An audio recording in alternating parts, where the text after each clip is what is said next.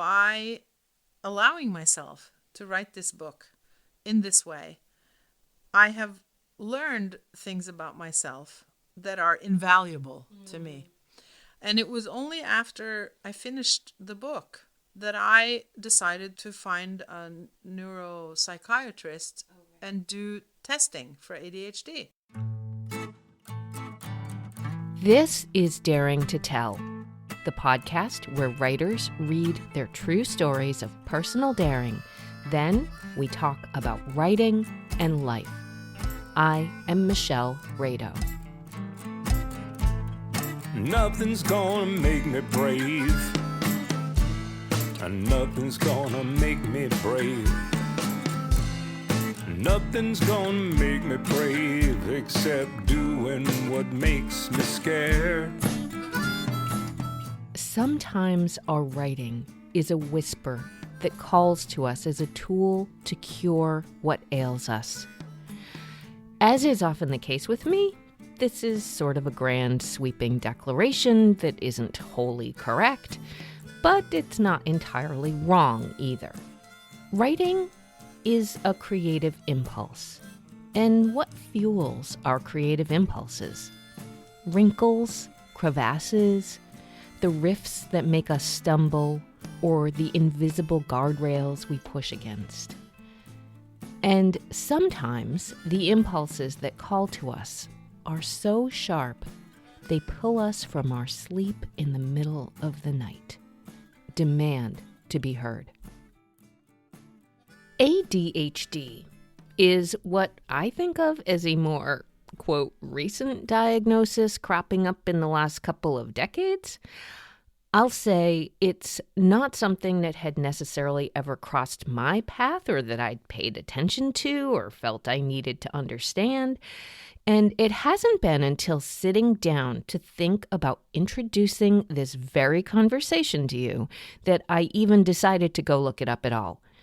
So I did, and according to the Mayo Clinic website, in adults, the main feature of ADHD may include difficulty paying attention, impulsiveness, and restlessness. Oh, Rocky. He's meowing. It's time for his breakfast. Talk about difficulty paying attention. Many adults with ADHD aren't aware they have it. They just know everyday tasks can be a challenge. I will say that in the regular walks I take with writer Nina Lichtenstein, those 4 letters come out of her mouth on a regular basis. Something I've just absorbed, but not quite as fully as I might have until after this conversation we had about her about-to-be-published memoir in essays called Body, My Life in Parts.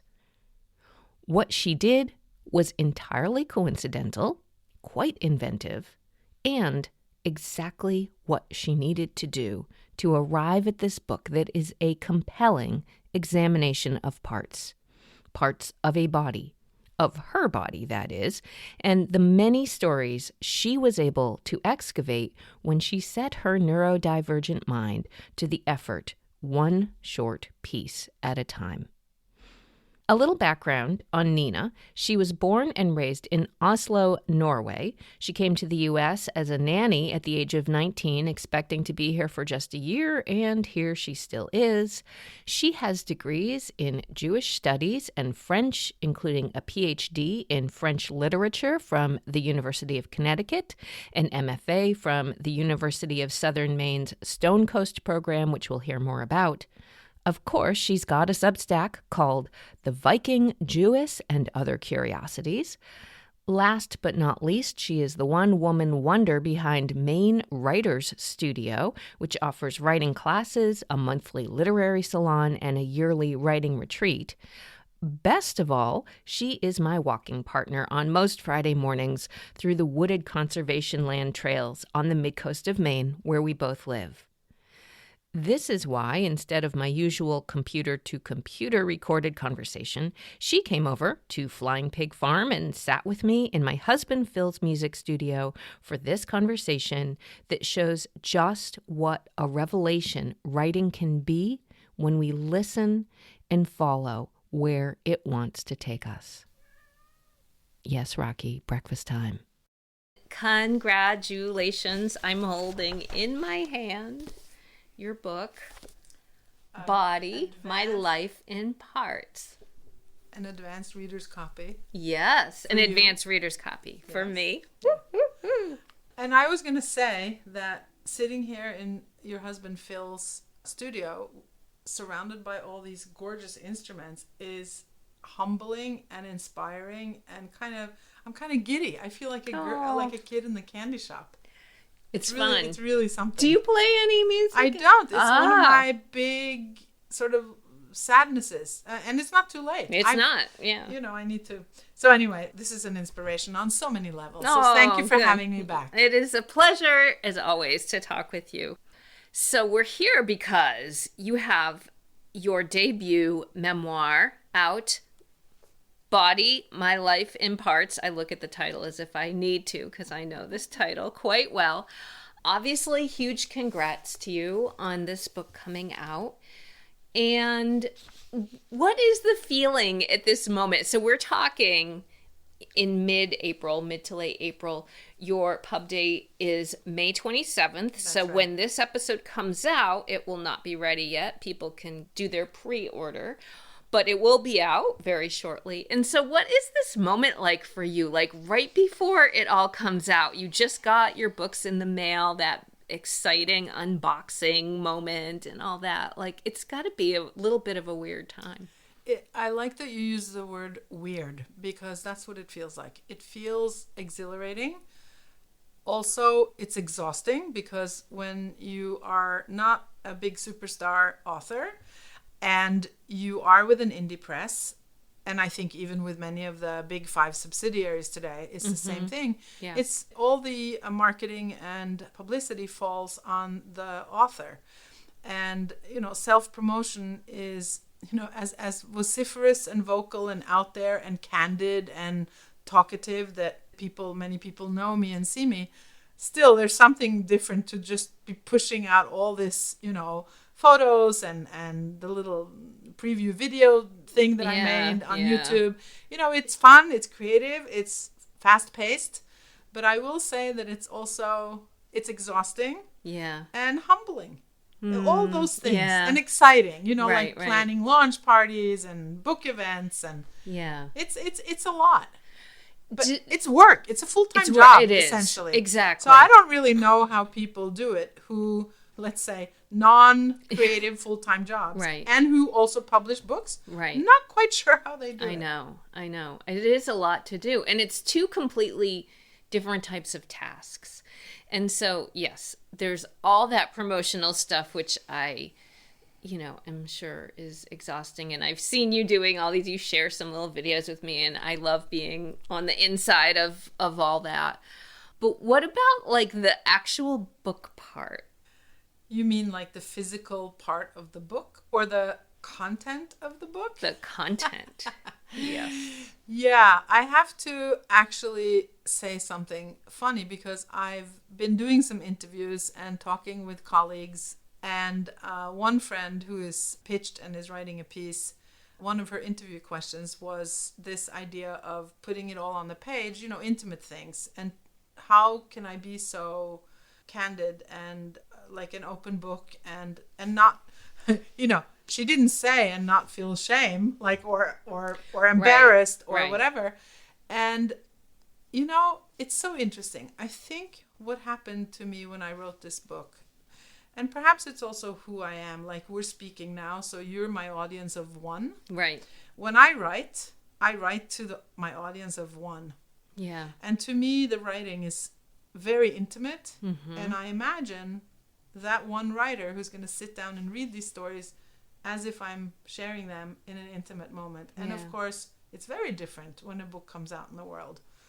And I will tell you a funny little story right now, which is that my husband, Tony, is not my reader of one, or an audience of one that I have in mind when I write, because I had a whole entire life before I met him and before we became a couple. And I think many of those things he's quite frankly not interested in hearing about. Yeah. But lo and behold, when the books came in the mail the other day and we were sort of flipping through them, and I told you I gave one to my aunt and my cousin, a couple of advanced readers copies. And I noticed that Tony was sitting in the couch and flipping through. And what chapter did he turn to first? Take one wild guess. Vagina? You're right. Let me just take a wild guess. And and then as we went to bed that evening, he goes, well, did you like think about that some of these things are quite intimate and that like I'll be reading it? And I'm like, actually, I didn't, because these are like my stories. And I understand that might not be like fun for you, because he's, not that he's jealous, but he's, he's not, he's, it probably it's feels. It's not even, And you also don't have to be jealous to say, wait, that's my vagina you're talking about. So to speak. So to speak, exactly. So that made me suddenly realize that it's out of my hands now. And one thing is how your family and friends respond, who know you. And another thing is people that you don't know from a hole in the wall. Exactly. So it's all, so the reality of that part of the journey is slowly and surely becoming more realistic. Also, by the example I gave you when I came today to you and Phil about the part of the book where I talk about my grandfather's suicide and how my mom found him. She was 25 years old. He was a doctor, and she found him slumped over at his desk in his office. And this idea that when my aunt came to that section of the book, she went to my cousin and said, did you know that Nina's grandfather committed suicide? And suddenly I said, wow, is that, I don't think my mother actually ever said and articulated to me personally how her father died. She told me that he died and that was sad and it was tragic, and she was young and he was so young. He was only 52 years old. Wow. That's 7 years younger than I am now. Yeah. And so suddenly I'm thinking, even though my mom is in a nursing home and her cognitive abilities are not 100% now, I'm thinking, okay, so she may read this. What will that be like for her specifically? So there's things like that. And I think also, for instance, these things of what we write about from our families and the concept of whose story is it to tell and how do we tell things that have happened in the past, even with people we haven't met. Right. Exactly what Alyssa Altman has written about. I was going to say, in her lovely book, Permission, that we have experienced her live. And, So that's going to be a whole different, I don't want to call it can of worms. I'm going to call it an experience. It's going to be a whole different experience. It is. And that's the part that I feel like it's true with this podcast. There's like two sides of doing it. There's like, oh, I want to tell people about it. There's the things I want to do. You came to the Woodstock Book Festival, which I was a sponsor at, which is my promotional side. And it's sort of like you put this, I don't know, right brain, left brain, whichever side of the brain it is, the like, I'm going to do this work side of your brain on. And then you start thinking about what the content is of everything. And I go, what am I doing? Like, do I really want everybody to hear this, read this, see this? Yeah. And the funny thing is that's only becoming apparent to me now. So this idea of permission, I actually never felt held down by the idea of permission. That's so good. It is, except now that it's like out there, and I'm starting to feel like, okay, so there will be reactions. I mean, that's life. It's going to be interesting. And also it's making me kind of very excited about trying to write fiction. Oh, that's funny. I can't tell you how many people I've spoken with, they put out a memoir, they spend so much time on it, and then their next project they go, I'm going to try fiction. And I'm not saying that fiction won't be massively inspired by some life events. True life, personal events. But the more I learn about writing and memoir and fiction and how the boundaries blur, the more I'm becoming a fan of what we now call autofiction. Yeah, yeah. And we'll see how that goes. I can totally see that. And it makes me think of another thing, that we can only come to the moment of something at the moment that we come to it. Like, you know, that you say, I didn't even think of that until this moment. And I think that there are times that it's like, I couldn't have planned for this moment in advance. Like, even if I intellectually know, gosh, that's going to be a really interesting thing to put out for the whole world to read. But you don't feel it until the moment when it's about to happen. And then you're like, oh boy. And I'll tell you something, Michelle. I actually, the more you talk about that now, I think that this is probably something specific to people who create, who live creative lives, and who produce creative output, and be it paintings or music or literature or, you know, sculptures, what have you. Because when you feel that drive and that urge to express your truth in that way, nothing can stop you. Right. I mean, yes, creative people who are stopped tell stories of becoming ill.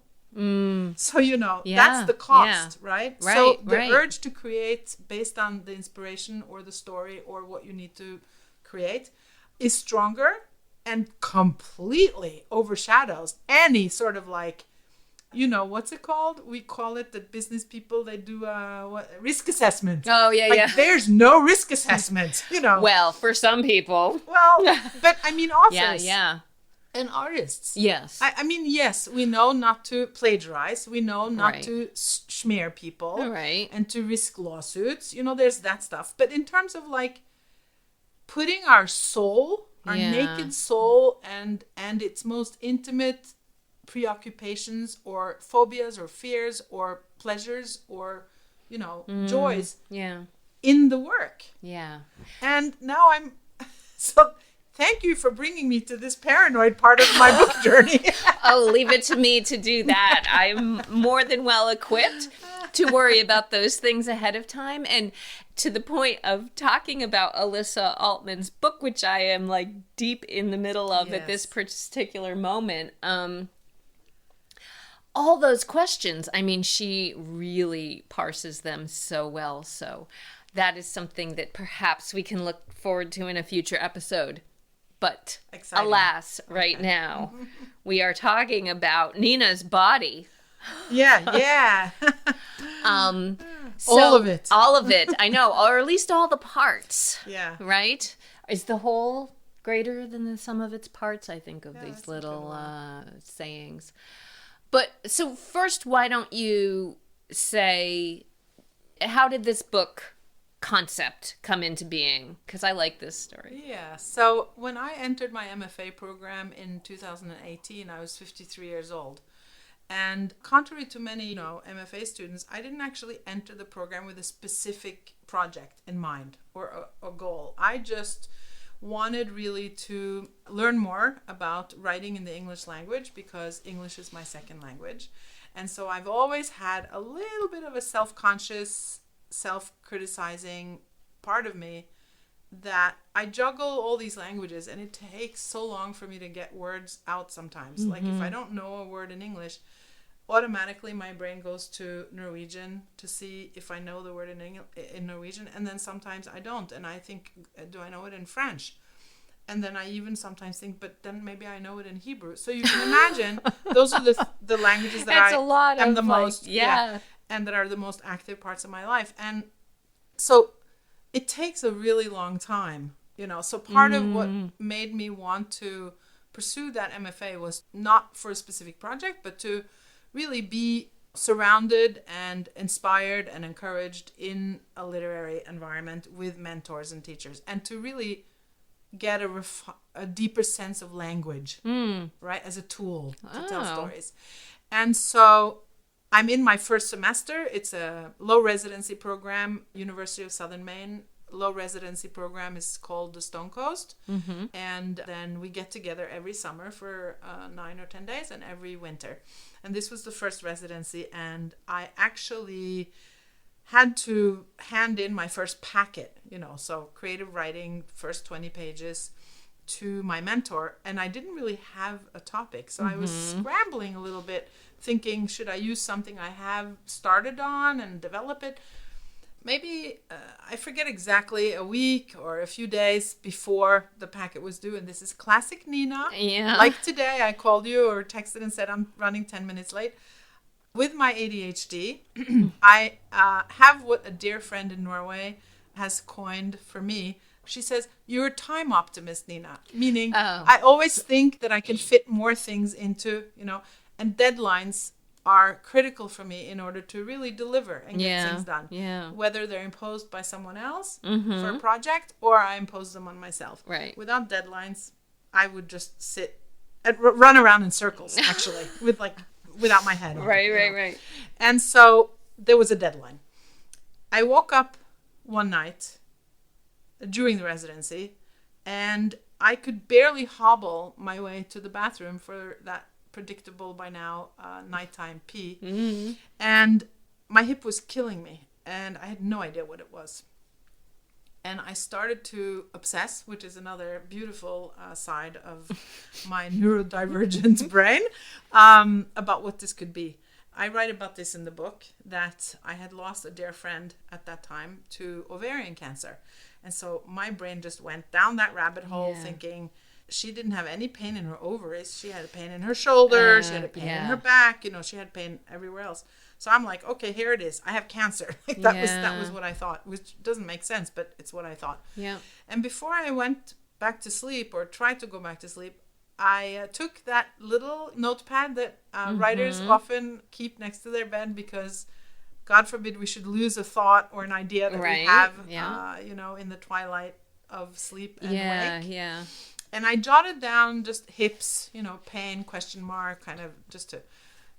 And then the next day I sat down and I started to write about my hips and just kind of looking at them from different angles in terms of how my hips have served me, how my hips sometimes are uproariously selfish and large and take up space more than I would like. And I started to write into that and just kind of examine what my hips mean to me, how they've, what life has been like so far with these hips. And I started doing some research and I found this beautiful, lovely, sensuous, erotic, powerful poem by Lucille Clifton online called Homage to My Hips. And of course there's a recording of her on YouTube reading it, which is just priceless. And suddenly things start to blossom, and open up. And so that became one chapter in my memoir. When I handed it in to my mentor, her feedback was, give me more of this. Oh. And that was the beginning. That's nice. And so each packet for the next 2 years, I tackled a different body part. It's so funny because it's just like, might I say, a very Nina endeavor. It's like, right now, what's happening? And I have my deadline and I have to do it. And here it is. And then it's like, okay, I guess I have something to say. And you did. Thank you. And I will say this about how we don't always plan, art can't always be planned. No. And I think that when I ended up with, a rough first draft by the time I graduated, of course it went through many iterations and much editing, developmental editing and what have you. But it meant that it feels to me like it happened organically. Mm-hmm.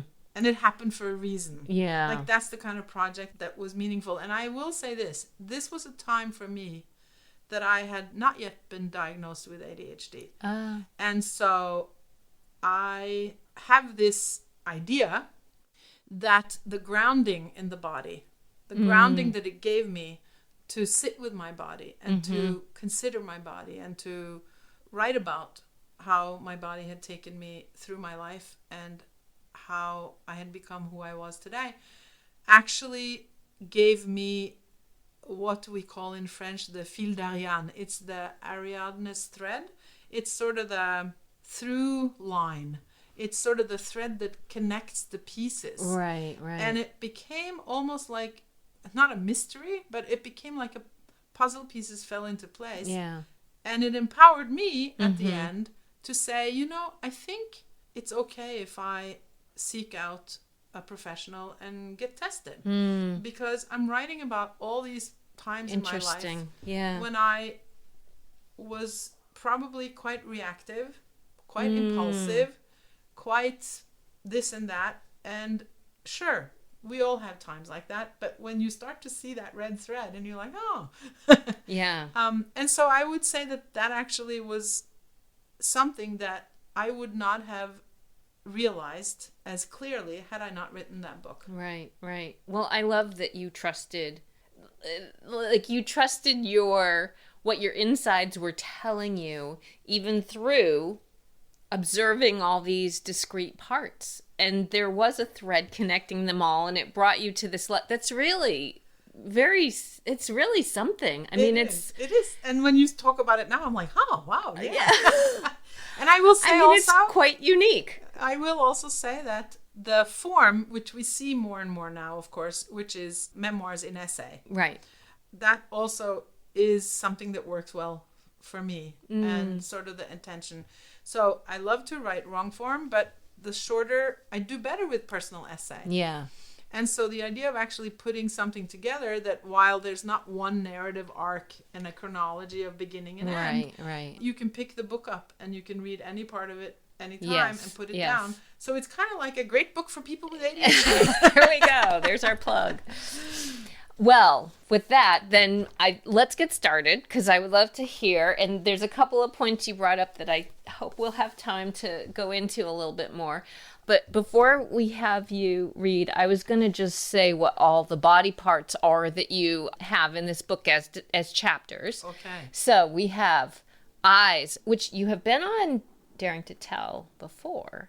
And eyes was what we heard from before. So if people like this and they haven't heard it, they can always go back and hear more about eyes. Eyes, breasts, nose, skin, teeth, hair, hands, knees, vagina, blood, a bloody mess, back, brain, mouth, and butt, together as one thing perhaps, heart, ears, feet, hips, and belly.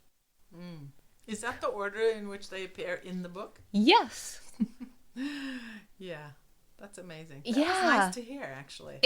I wanted to look at it in one, because as you say, there's not a narrative arc. Right. So it's interesting. So we'll talk about that. Yeah. So first, what we're going to hear today is from breasts.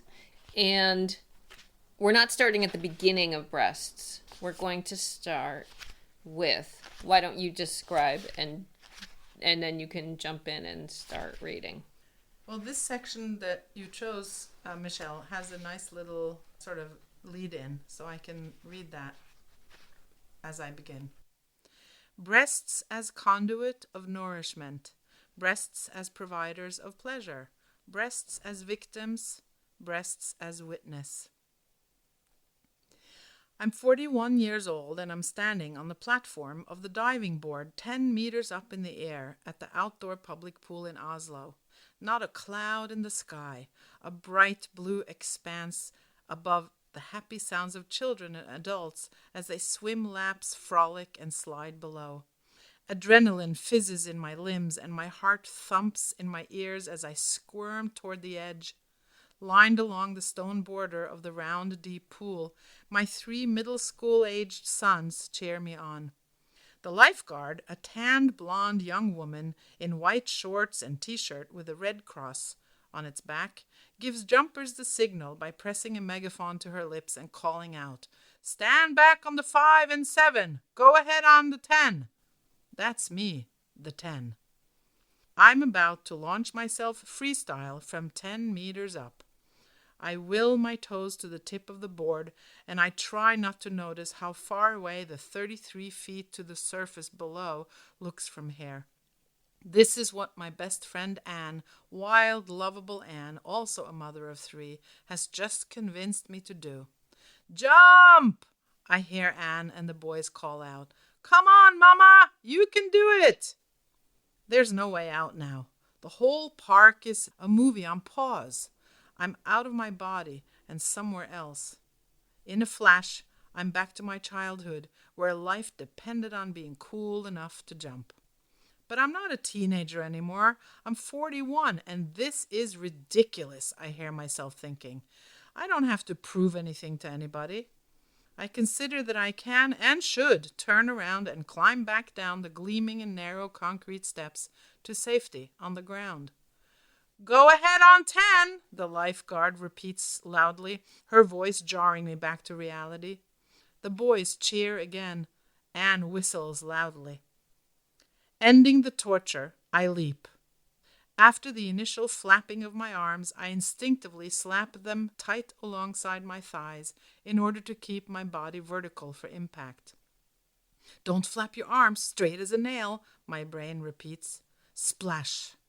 Then the muffled sound of water all around me as I sink to the depth of the pool, followed by the exhilarating feeling as I reach the water's surface and gasp, I did it! But the full-bodied frame of a woman who has nursed 3 babies impacts the water differently than that of the lanky teenager I was back in the 1970s. Once out of the pool, my kids flock around me, patting my back and hugging my waist while I try to ignore that my breasts ache as if they had been beaten by a long wooden board. The boys think I am the coolest mama around, and Anne, God bless her playfulness, tries to coax me into doing it one more time. It's always better the second time, she cajoles. I deflect by offering the kids ice cream. The next day, I discover a red and sore lump, warm and hard on the side of my right breast. I feel feverish. And so I find myself at the doctor's office telling the funny story while the 60-something physician feels around for what I guess is an inflammation. And sure enough, he announces a case of acute mastitis and prescribes a course of antibiotics with hot compresses. Today, it's my breasts that urge me onward to remember and witness the behavior of the older, white, privileged male physician toward his younger female patient. Just the doctor and I were in the office, and the door was closed. He was seated at his wooden desk in a Scandinavian and ergonomic office chair, framed photos lining all the surfaces behind him. The doctor running across a finish line at a marathon.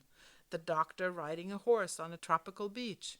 The doctor on a sailboat, salty and windswept, and the doctor and his family skiing. It's my breasts that take me back to the room, as if it's happening in real time. While I sit bare-chested in a chair at the short end of his desk, he rolls his chair over to perform his exam by palpating my breasts. The thing is, he doesn't pull his hands away once he has identified the inflamed lump. Instead, his hands remain there on me, warm, confident, each one gently cupping a breast while lifting them from below, the way a push-up bra works. I don't recall the way his eyes look, only that he looks straight at me and says, "Well, I must say, you do have particularly well-formed breasts." A flush of heat spreads in my face. Are you kidding me? I'm embarrassed to admit it, but I think I just smiled and say, "Well, thank you," as if his words and actions are a gentlemanly thing. It isn't right all along, but I neither do nor say anything else. I sit humiliated, confused, and bare-breasted, hearing the words I can't believe I'm hearing. I cower, yet remain stoic, the part of my Nordic DNA I've had to work hard to deprogram for my emotional and mental health well-being.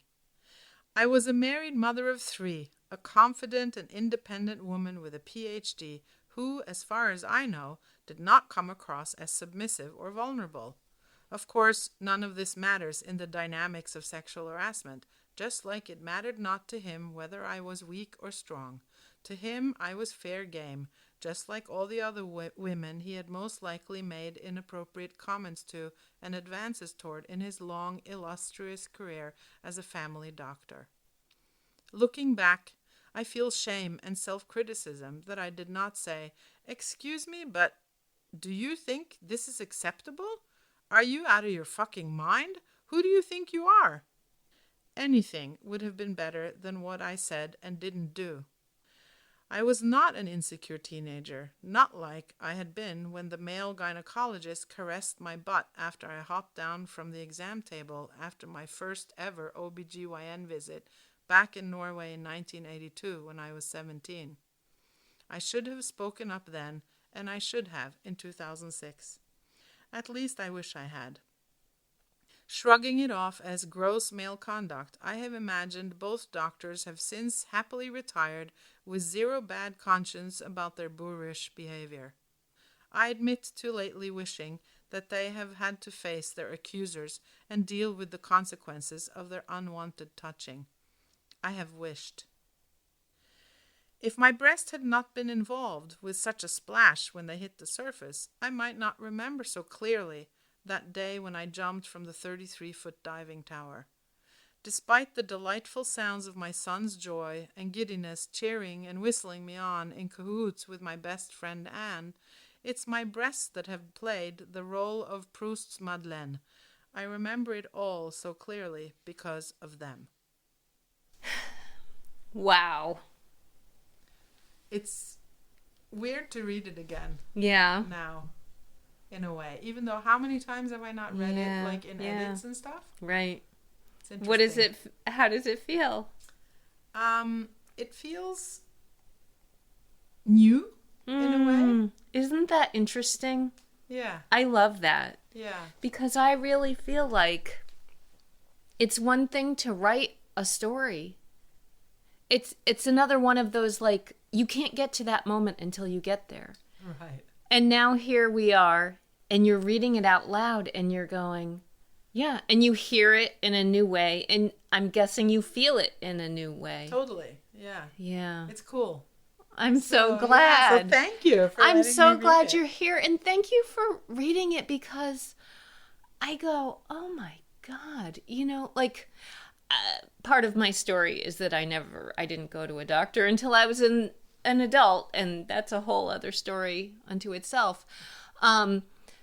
But I'm so sorry that happened to you. I mean, good God, to have someone fondle your, I it's just like, go, yeah. holy shit, what the fuck?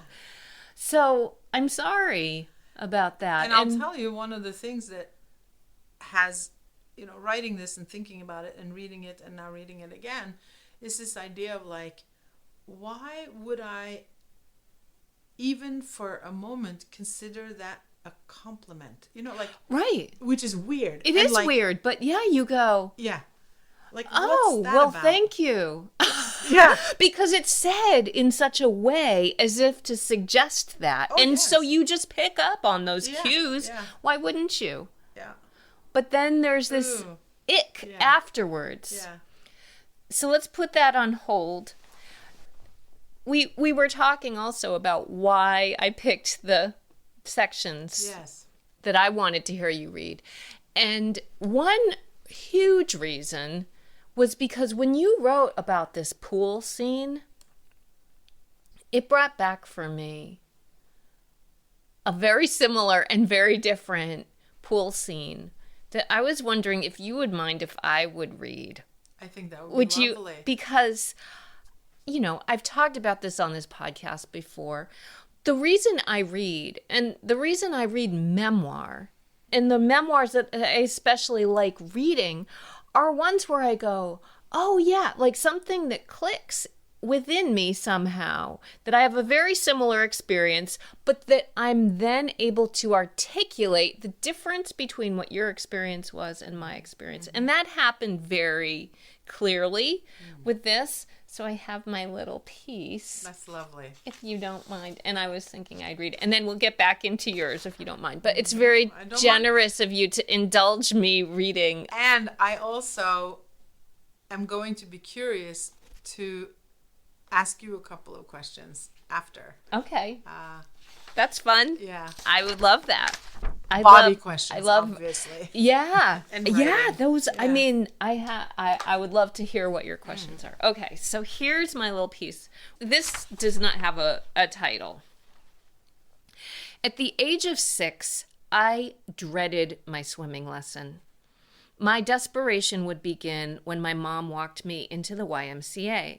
The smell of chlorine started the panic fluttering inside of me, which amped up as she'd help me change into my bathing suit, put on the bathing cap, dip into the shower for a few seconds before setting off on the long walk down a bright, tiled hallway all the way to the pool. I felt off kilter as my feet squished side to side in wet flip-flops. We'd push open the door to the humid waft of it all, kids splashing, water and sound slapping all around me. What would we have to do today, I'd wonder. I'd slowly descend the ladder to get in. The shallow end came up to the top of my chest, and that was as far as I'd ever want to go. But that was never the plan for swimming lessons. There were 2 teachers, a younger one, who you could tell was pretty, even with her bathing cap on. The older one had a sharp nose and voice to match. I don't remember any of the other kids who were likely paddling all over the place. When we'd have to go into the deep end, I would cling tightly to the young, pretty swim teacher, while the old one chastised me for the marks that I left on her skin. I always wanted my feet on the bottom of the pool. I never wanted my face in the water without holding my nose. I couldn't blow bubbles. I couldn't float. The culmination of the class, putting into practice all these things I couldn't do, was to jump into the deep end from a low diving platform. I hung back to be the last in line. I watched each kid climb up, leap off, disappear into the deep, pop up a few seconds later, then swim for the shallow end. I held my breath with each kid's plop, imagining myself taking the plunge. How could they do it? Why weren't they scared? Didn't water go up their nose, sting their eyes? I knew I'd have to hold my nose and make a straight shot for the side of the pool for something to hold on to while I'd try and wipe my eyes. I couldn't swim all the way back to the shallow end like they were doing. I was sure I would be laughed at by the kids and criticized by the instructor. At last, it was my turn. That long wait had only built up the dread inside of me. 3 steps up was a dizzying height. I could barely stand, looking down into the choppy aqua. I couldn't. I didn't. I backed down in fear and defeat. At least my hot tears were camouflaged by the humidity and condensation on my cheeks, and I walked back the length of the pool that every other kid had swum, back to the shallow end. Oh, God. I'm with that little girl by the poolside. Thank you. That's so special and so Look, vivid. I'm like gripping my paper. Yeah. You know, it's so... First of all, I just wanted to say that, like you said, when we read someone else's story and then it evokes things in our own story. That is the beauty of reading stories, and especially of memoir, of course, is this idea of communication and not being alone. Yeah. Like feeling, so there's an expansiveness there that connects, right? That connects us. And I think that's probably why there's such a hunger for memoir. Still, even though we're talking about in the business that it's harder and harder to be published or find publishers, but the personal essays are certainly not right on the diminishing. Right. I think it's a real desire, a human desire, which is disappearing in so many other aspects of our lives, and so personal essays offers that place to connect. When I listen to you read the story about the diving board and the fear, and I was thinking, if you walk into a pool and the smell of chlorine brings that memory back. Because I was thinking, what if Michelle were to write a book about body parts? Right. Where would that fit in? I was thinking that same thing after when you're story reminded me about when I didn't jump. Right. And I went back and I looked at it. And then I thought, what body part would this be? I think I would put it with nose. That's what I thought too. Yeah. Because it definitely, the smell of chlorine still, I go, ugh. Like it just brings on a little bit of anxiety for me, even though, I am not a good swimmer to this day. Yeah, so nose. The other reason, I didn't go into it too much, and if I was to rewrite it with this sort of lens, I think what I would say is that feeling when the water goes up your nose and how it's all in your sinus and that burn, and I hate that, and that would be I would always end up having that. Like, I didn't know how to breathe out, and I don't know. Couldn't do it right. I can feel that sensation now by you just talking about it and describing it. Yeah. I mean, that it's so, but like what made me able to just snort it back out and move on. Yeah. And yet for you, it was just a It was just like, was not, stop, not gonna everything happen. must stop. Yeah. Isn't that Exactly. something? I know. It's amazing. And that is where I go. We're all just very different creatures. And isn't that wonderful? And isn't that why, I mean, I know a part of the reason why this book is and what you have in the back is to encourage other people to write. And so I can see that very clearly with all of these examples, that it's like, oh, what would I think about this body part? Or I guess one of my other questions in putting this together is, we've talked about this book, but you haven't talked a lot about it.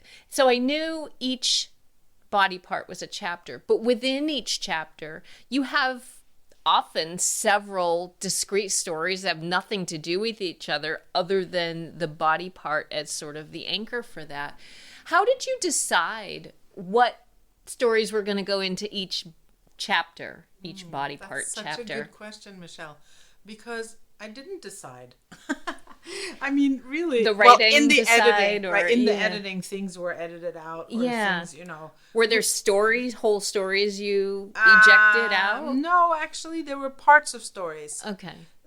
More typically, like, because what happens, and I write about this and talk about this a lot, is that in this process, because people are curious about the process, Yes, you know, exactly. of body writing or Yeah. body-based writing or being sort of an embodied writer. What happens, or what I find happens in this process, is that you open the door and you start down one path and then the path forks. And so as a writer, we want to finish that story. Yeah. And then you know that there's been all these veerings off. Yeah.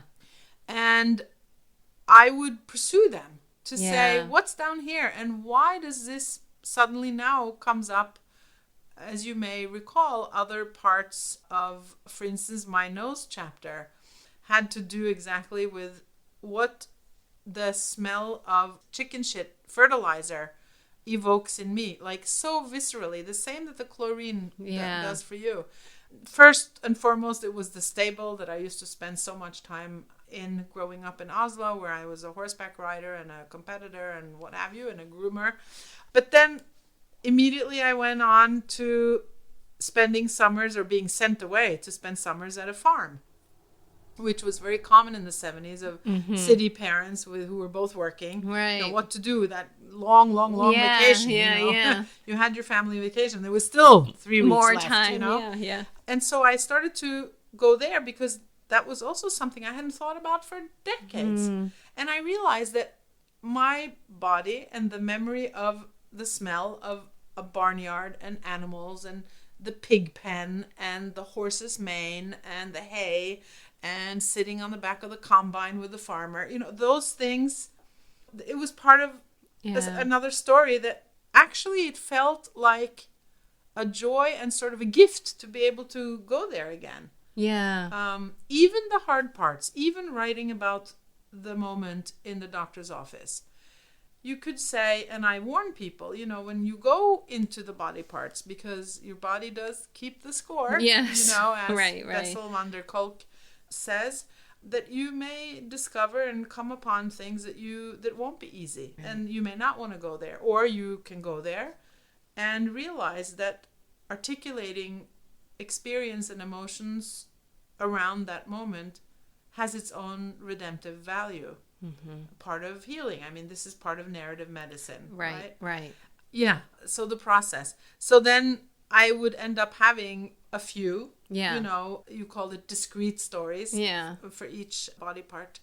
And sometimes I would go on and on within a discrete story, and a reader or editor would go, well, you're losing me here. Like, what does this have to do? Like, we're too far away. Bring us back. Right. And so either it meant cutting, Right. or it meant, okay, like reconnect us. Yeah. Like Yeah.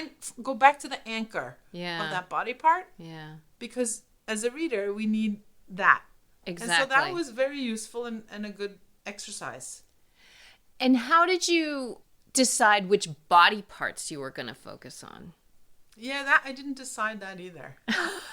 I mean, I didn't sit down and say, here, let's make a list of all. Because you may notice that some of the body parts are like the heart. People would call that an organ, a vital organ. Right. Not a digit or, like... Well... So there's... Or skin, Right. I mean, we know, Yes. like intellectually, that they're body parts. But on the other hand, when we're young and we learn about body parts, it's often like feet, shoulder, Right. head, Shoulders, knees and toes, toes. knees and toes. It's that, Yeah. And so, I have to say that I'm sure at some point I thought about starting on the top and sort of working my way down. I mean, that right? would have been logical. Right. Because there's but hair. I like that it's not that. There's hair, there's Right. eyes, there's nose, there's Yeah, mouth. exactly. There's even teeth. Yes. Right? Yeah. And ear. So we're very like top heavy. I Yes, have to we say. are. Yeah. Despite the girth of the hips, Right. we're top heavy. And I think that so this is probably something that you wanted to talk about, which comes naturally now, is this idea of ordering of the chapters. Yeah. Because they're not ordered with starting with brain Right. or head Right. and Right. hair and Exactly. down to toes. Right. So after I had written everything and started to say, well, how should we order them? I really had to take a look at, for instance, not revealing something early on Right. that would come later. Exactly. And also not telling the story of something that happened when, say, I was 38, before something that happened when I was a child. So there was Right, a little right. bit of a shuffling there. Yeah. And it required printing it out. I was going to say. Because like yeah. tactile, like visually or on the screen, I Yeah. couldn't even handle No, it. you can't. So Right. printing it out and having the chapters sort of physically and sort of imagining. And there was some back and forth there when after, Yeah. I finally landed on this order. So, but you probably had to at that point, because I was thinking the same thing. Like, there are things that get referred to earlier in the book that do come back again later in the book. And it's not inappropriate that it's there later. We have familiarity with it. But I would assume that once you did have all the chapters in order, you would have to go through again and go like, as you heard in it, because you do in that several places. You're like, as you remember from the chapter on hips or whatever it was. Yeah. I think I even say see chapter. You do, yeah. See teeth, or see. See vagina, I think was one of them, Oh, God. which I was like, good for you. But to go back to the heart, I would say it would be hard pressed for you to write a story about the body and not include heart. Because it is, yes, it's an organ, but it's also the center of us. And how lucky am I that I can write about my heart and not include heart medical issues? Yeah, Because, of course, for some other people, that exactly. could be a big story. A very big story. And so I was able to go almost right away into metaphor Yes. of heartbreak, Yeah. and the feeling, Yeah. the feelings in our hearts, Yeah. and so Yeah. that, of course, opened up a whole nother, not Pandora's box, but treasure chest, as I like to call it. Yeah, exactly. Of things that aren't easy to think about or Right. talk about. But I'm grateful that I had the opportunity. Yeah, and they're all there. I think to recognize them all is also a beautiful thing. And we are many parts, some of them hard and some of them beautiful and some of them maybe not the most flattering. perhaps. There's that. But they're all there and they're part of us, and you go there. I have to tell you that my husband would never, ever in a million years. I mean, he's a philosopher, and Yeah. he writes, Yeah. on philology and Bible and all sorts of Yeah. things. He's so private, Yeah. and I'm so not private. I mean, to a fault. I mean, Yeah. So it's going to be tough. an interesting We will see. journey. Exactly. Because, at this stage, people who read the book, it's people who are interested in reviewing, people who usually want the best for the author. But, once it's out in the world, it'll be interesting to see the It's not pushback. yours anymore. It's not mine. I know. And That's I'm gonna really have something. to just have the thick skin, and walk away and say, hey, Yeah. that's it is what it is. It is what it is. So, next. Here's another fun one. Hands. Yes. I will tell you that I had written my hand chapter and submitted it. Uh-huh. And this part that you had suggested I read was not in the original draft. Oh. Because my mentor pushed me further. Oh. And she said, when I love this prompt and I use it when I teach, she said, have you protected or defended yourself with your hands? That was a good question. And that was never anything that I would, I didn't think about like violence, I thought about the accident of the scar on my finger. I thought about the way my 3 sons held me also differently in their holding of my hand or gripping or not when they were little. Yeah. And how that has become sort of a metaphor for me about their personalities growing into adult life. Mm-hmm. How they're so different. No. Yeah. And so those were there, but this part was not there, and boy was it fun to write this part. I will say it has a lot of energy, and part of the reason why I wanted to have you read this one is for this unknown quote at the very beginning. I just burst out laughing when I read great. that. So with that, let's hear from... Would you read that quote? Oh! I would love that. I will. Look, I got a little chill Give when me you the asked pleasure me. of having that moment. So, hands. You can tell a lot about a woman by her hands. For instance, if they're placed around your throat, she's probably slightly upset.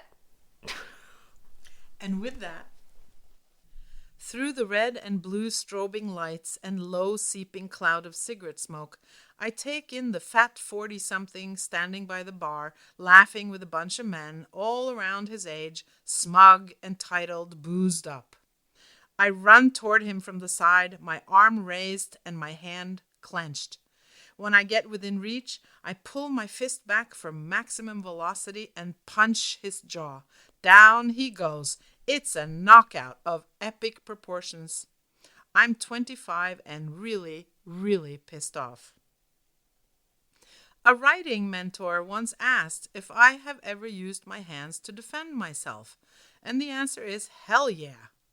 It happened in Oslo on a pleasantly warm summer evening in the early 1990s when my best friend Anne and my sister Tuna and I were out on the town.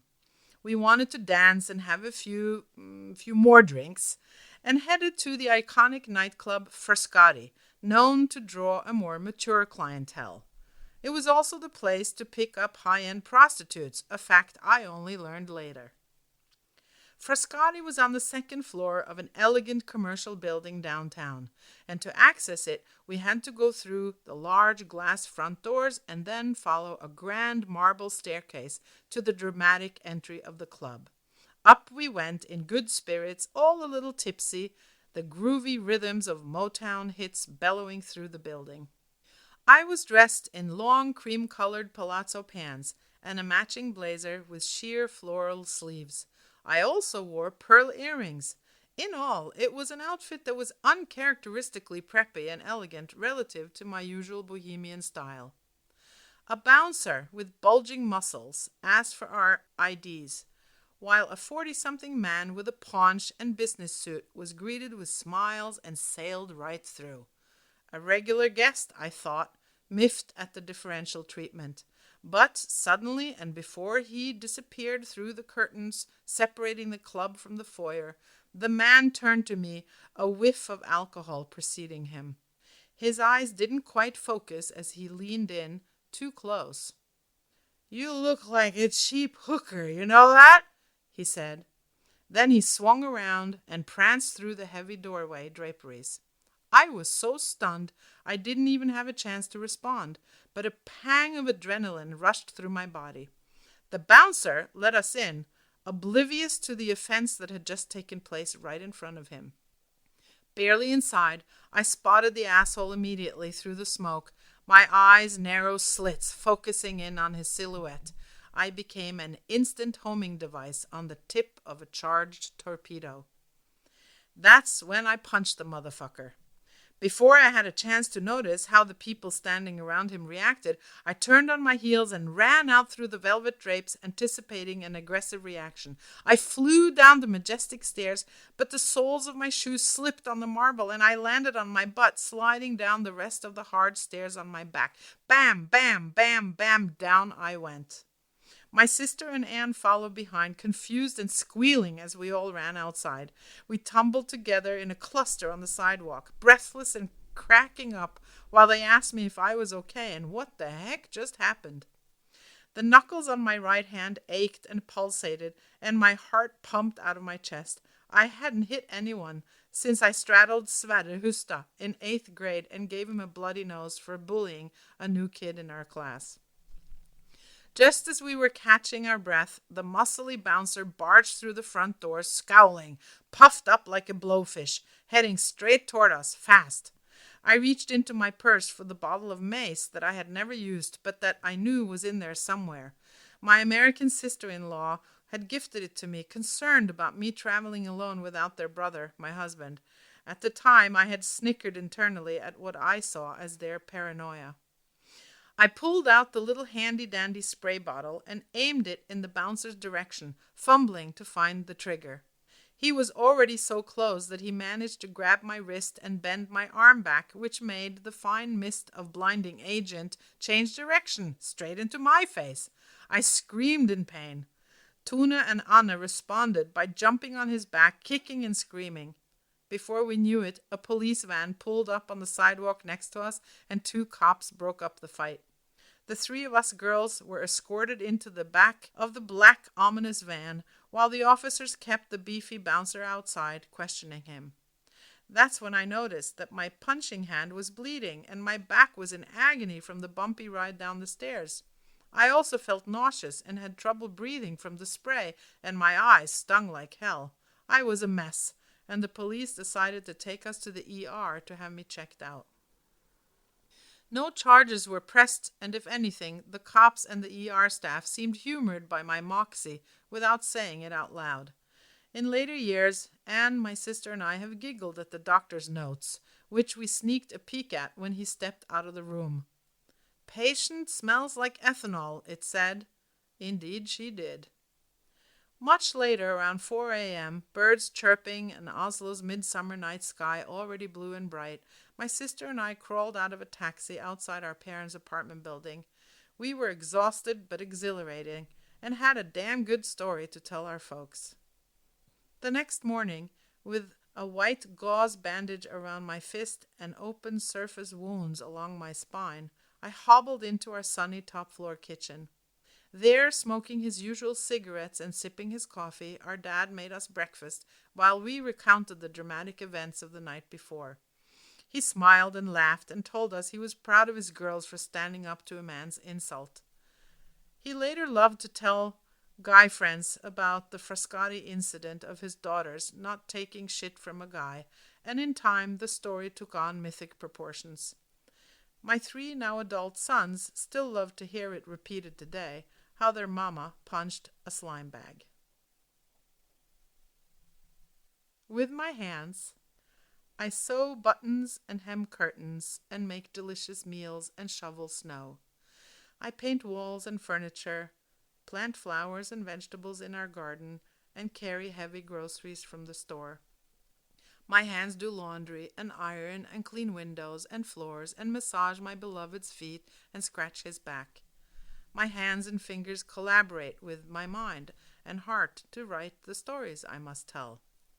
I hold the door for the person behind me, and I hand over a homemade meal to a neighbor. But best of all is when my hands reach out to embrace those I love, and even, on occasion, a stranger. Oh my God. That's a story. I'm like, that's He's action sweating. for you. That was, I mean, it's riveting. The energy in it is so powerful. And I go, whoa, my Nina, look at her. I mean, whoa. I just, and I also love, I mean, that what's so great about this book is that next to the story about punching out this asshole is my hands sew things and hem curtains and hug people. I mean, it's such an interesting way to see what we as parts and as a human contain so much in us. It's really, which again is to me a testament to how the body is such a wealth of a container for our stories. Yeah. You know, each of those things that I say afterwards, that I do this and this Yeah. and that, are beautiful prompts when we Right. do writing together. You know, what all these and the feet too. Like not just, you know, I had a pedicure or I had foot surgery or, you know, my ankle broke, but really like where have your feet taken you? Yeah. What have you run away from? What Yeah. have you run toward? Exactly. What do you have to tiptoe around in your life? You know, there's so many beautiful Right. metaphors and sort of extensions of, Right. of thinking about the body part that are really generative. Yeah, yeah.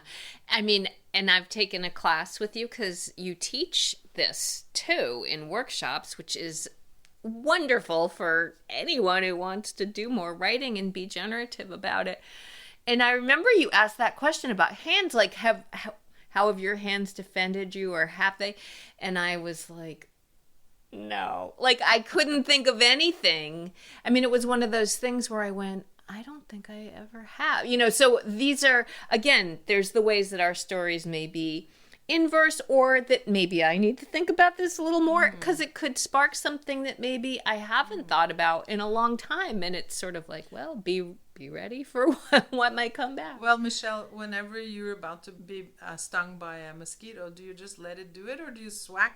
Oh, yes. Yeah, Okay, know, so I guess like that's I have an example, had, yeah, you know? yeah, right. I mean, I know that we prefer to take, you know, ladybugs and spiders outside and go free, you know. Ladybugs, not spiders. I'm getting better. Getting better. So, you know, there's so many ways to think about that, you know, Yeah. protect. Yes, protect exactly. yourself or defend yourself. I know. You know? Yeah. And also, you know, think about how many people in this world live with violent situations. Yes. Or I know. war. I know. And where the notion of defending yourself takes on a whole different. So I will say, if I may, one thing about writing memoir. When you come into an MFA program, you realize that many people come with very specific stories that they have to tell. Yeah. Because they can't carry the burden of holding it inside anymore. Right. And it's very often a trauma that they have experienced. Right. And I felt, this is coming sort of full circle back to how did this project start. Mm-hmm. It almost felt a little bit like I didn't feel like I had a legitimate reason to write. I mean, this is weird to say, but as if, you know, well, you know, I had this childhood in Norway, which is one of the world's most affluent and privileged countries with socialized medicine. My parents were married until I was in my 30s, you know. I hadn't experienced major traumatic things either as a child or as a young adult. And I didn't come from that place. And it was kind of a reckoning for me, actually, personally, too. Of course, in the process of writing the book, you realize that there are so many kinds of trauma. Mm-hmm. Yeah. And that I have my own share. I have experienced them. While they may not be big natural disasters or war or abuse in a catastrophic way. There are moments in my life, as in everyone's life, Yes. because that's what it means to be alive. We grieve, we have losses, Right. breakups, we lose people that are very close to us, we lose our beloved pets. I mean, there are things that, provoke and evoke and put us in places that really are life altering. Yeah.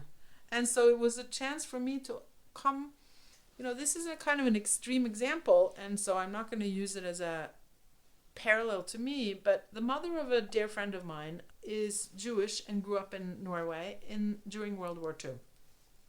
And she was a little girl who, at 4 years old, I think around that, in 1942, when Norway was occupied by Germany, and Jews either were hiding, or they escaped to Sweden, or they were rounded up and sent to Auschwitz. Right.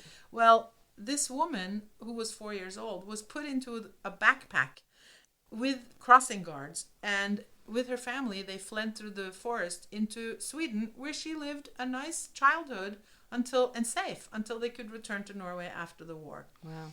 She never considered herself a Holocaust survivor. Right. Because she didn't experience the camps. Right, right.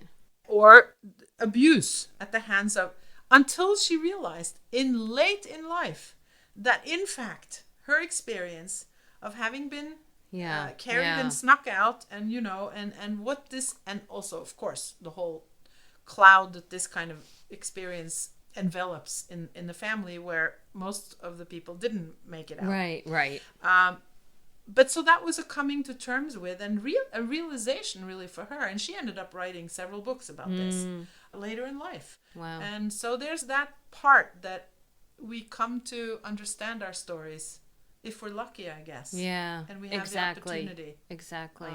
I think that's exactly right. One of the things that I was wondering about, somewhere in the book, I believe you allude to the emotional impact of the body parts on us. Like, there's the emotional impact of what is there, and about listening to what it has to say. And what would you say is the emotional impact of this book now that it's in print? Mm-hmm. Has there been a different perspective that you have after writing all this? I mean, it feels like this might be a little bit of it, but that's a good question. Like, you're asking me about the emotional impact after of having mined all these stories. Mm-hmm. Yeah, I think that for me the emotional impact has been the value I have come to appreciate of examining our own life in this way, in writing specifically. Right? Because that's the art form that I'm mostly engaged in. And the idea that, who was it that said, was it Socrates, that to live an unexamined life is not, it's not a life worth living. Yeah, or, something. This idea that to, quote unquote, justify a book about oneself that doesn't necessarily tell a sweeping story of an addiction recovery, or like a big story that, say, someone who's had that exact experience can find comfort in and find helpful, because that's not the kind of book that I've written. So we all talk about memoirists and navel gazing and the whole idea of that, right? And so I will say that by allowing myself to write this book in this way, I have learned things about myself that are invaluable to me. For example, I talked about the red thread earlier, and it was only after I finished the book, and actually it had been accepted for publication, that I decided to find a neuropsychiatrist and do testing for ADHD. Yeah. Because as I wrote about all these different parts of my life, I realized that I had been a lot more reactive And the punching of the guy is an example of that. Most women would not have done that. Right. What's that all about? I don't walk around town and like punch people. But that was like a total, Yeah. I was like completely hijacked by rage.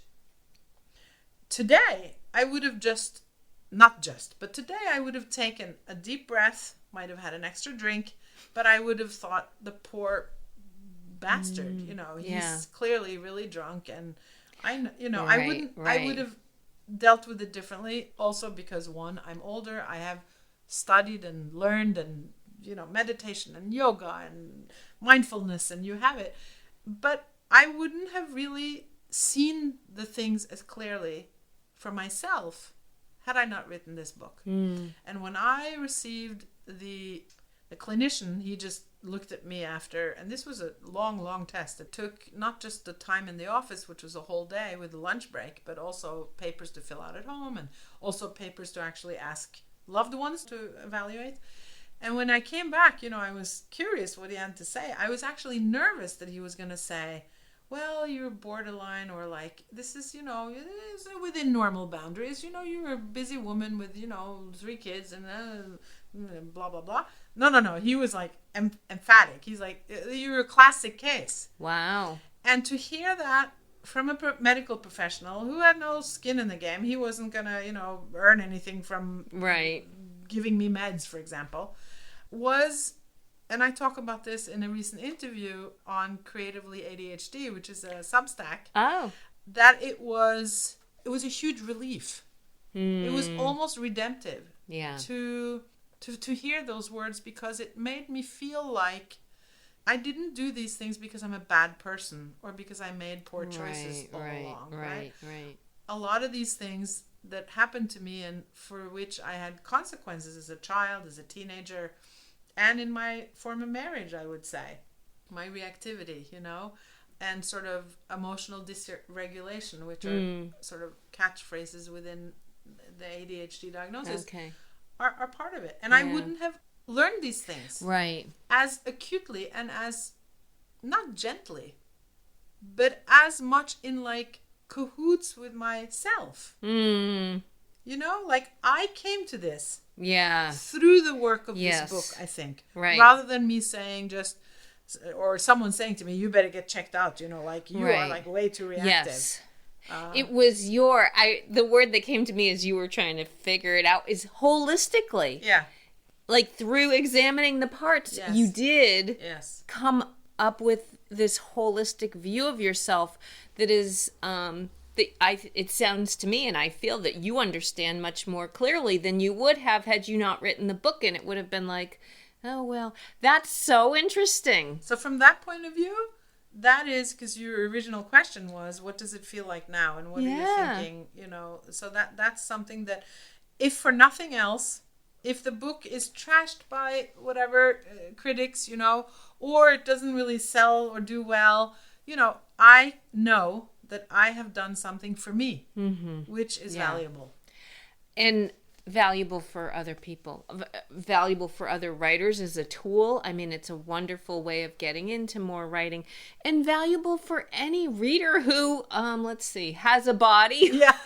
One of my blurbers, God bless her, her last sentence in her blurb was, anyone with a body should read this book. Yes. And I'm like, ta-da, there you go. Exactly. There's your target audience, people with bodies. Yeah. I will just say that, Michelle, I have realized something else as the book has been in sort of production mode, is that inadvertently, and perhaps also organically, which is a nice way to think about it, I think that I've actually created a kind of a craft book by example. Yeah. And so, as you know, you mentioned these earlier, that in the back of the book there's an appendix with writing or thinking prompts for people to enter their own sort of stories. Right. That's sort of one thing. And then the book itself is a demonstration, if you will, of that in action. And I think this has become clearer to me as I've been teaching this topic. Right. So, yeah. One word that you said that I did want to come back to, and that I thought was exemplified well by these two readings back to back, is reactivity. And I think that we see throughout many of these body parts different degrees of reactivity. It's like, maybe it's a little like Goldilocks and the Three Bears. Like, here's a situation where you didn't quite react as much as you should have, and here's another one where you maybe overreacted a little bit. But eventually, I don't know, it doesn't have to be a happy ending. And I always come back to that because I guess that's my nature as an optimist. But, that there is, like, how do we find ourselves to come to a middle point or an acceptance point of something? That's the word I was going to say. You took it from me, or you arrived at it with me. That's how I feel that what the book shows is the acceptance of this person and the points that sometimes, like you say, felt that you didn't have control, and other times perhaps you tried too hard or you didn't try hard enough. Kept it all in. Yeah. And I think that's the note that I end the book on too. Has something to do with that. Yeah. Sort of, not resignation, but sort of acceptance. Right, exactly. And, I don't know. I would never have written this same book had I been 25 or 35 or even 45. I mean, really. Yeah. There's an element of, this is a mature woman who's written that book. And with age, we do luckily gain some wisdom. And oh, yeah. To come back to another theme that I think we started off with too is you couldn't have come to it until the moment that you're ready to come to it. And you came to this book when you were ready to come to it. You cannot get out without answering. What was most daring about writing this book? What was most daring? Oh, you should have sent me that question in advance to think about it a little. What was most daring to write about in this book? That's so interesting. I would have to say the parts that involve my divorce, and specifically the experience of, well, there's daring and then there's painful, Right. And those probably go hand in hand. I was going to say, 'cause it has those are the things we yeah.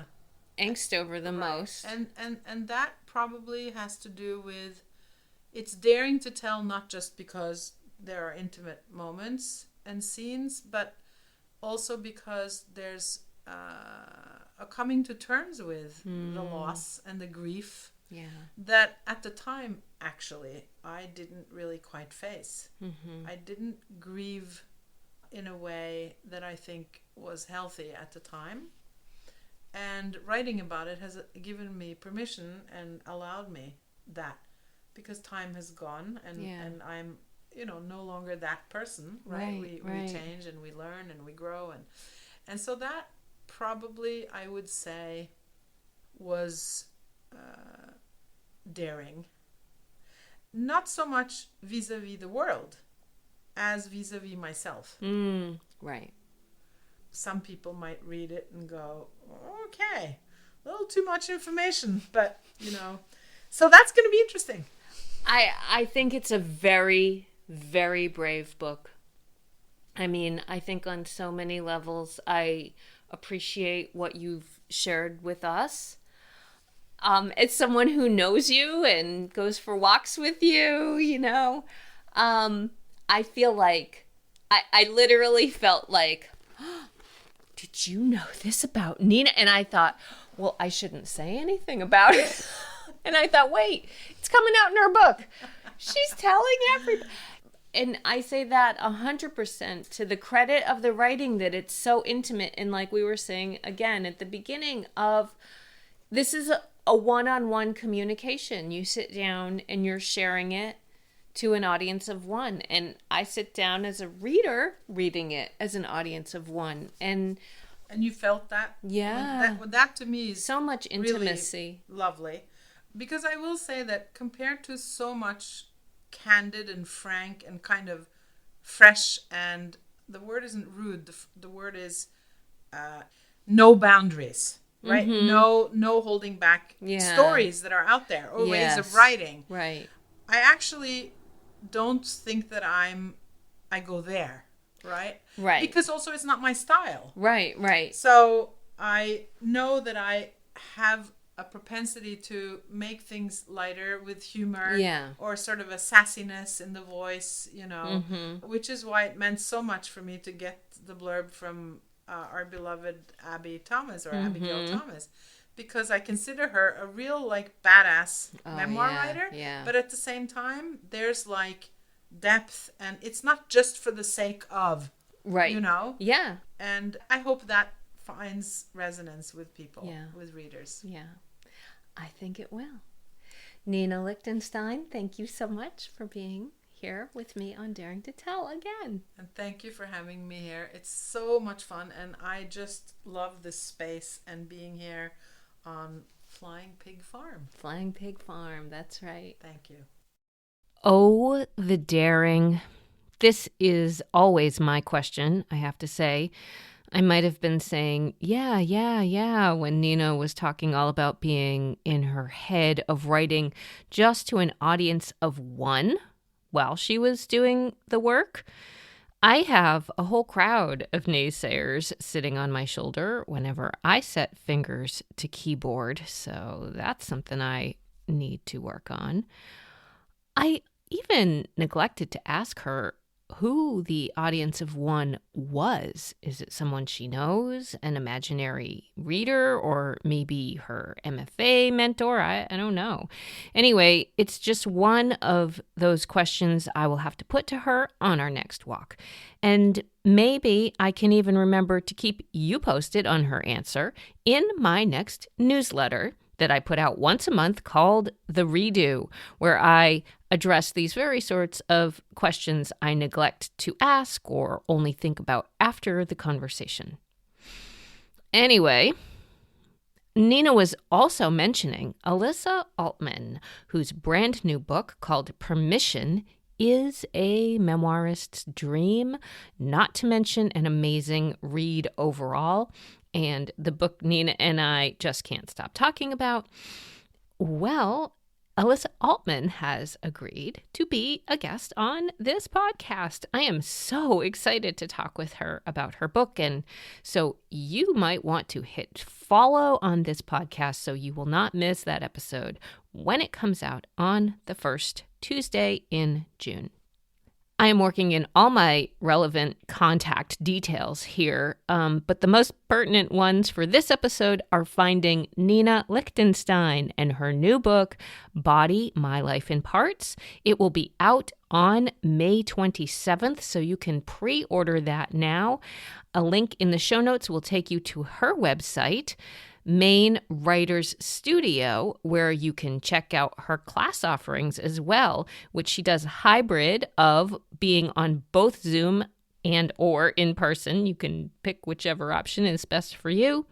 There is also a retreat she is going to be offering this fall in a gorgeous off the coast of Maine location. I think it's in October, which is a beautiful, beautiful time to be here, although there's hardly a non-beautiful time to be here. It might be mud season is kind of the least attractive time. Anyways, the retreat will be focused all around generative writing based on the body. So I will have a link for that, as well as a link for her Substack you can subscribe to, The Viking Jewess and Other Curiosities. My many thanks to Nina for your words and for your friendship. I also want to thank, as I always do, my husband Phil Rado for his music that I co-opt on a regular basis for this podcast, and also for his technical assistance and use of his studio space for this episode. Most of all, my sincere thanks to you for making it to the very end of this episode and for daring to listen. I will catch you next time. And nothing's gonna break my fall. There's nothing in the protocol. It's like swimming up waterfall or taking away the ground. Taking away the ground. It's like taking away the ground.